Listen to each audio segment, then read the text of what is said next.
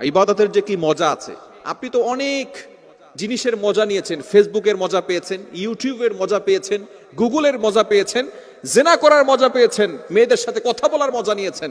কিন্তু ইবাদতের একটা মজা আছে, ইবাদতের একটা স্বাদ আছে। এই স্বাদ যদি আপনি উপলব্ধি করতে চান, তাহলে গোপনে গুনাহের কাজ করা বন্ধ করে দেন। গোপনে পাপ করলে ইবাদতে কোনো মজা পাওয়া যায় না। অনেক সময় দেখবেন নামাজে দাঁড়িয়েছেন, বিভিন্ন ধরনের চিন্তা নামাজের ভিতরে চলে আসে, বিভিন্ন ধরনের চিন্তা, বাজে চিন্তা নামাজের ভিতরে চলে আসে। মনে করবেন আপনার দ্বারা গুনাহ হয়ে যাচ্ছে, সঠিকভাবে আপনি নামাজ পড়তে পারছেন না।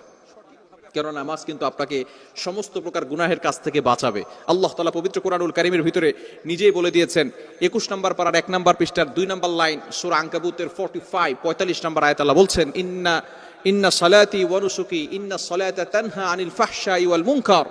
নিশ্চয়ই নামাজ মানুষকে সমস্ত প্রকার ফাহেশা কাজ থেকে বিরত রাখে।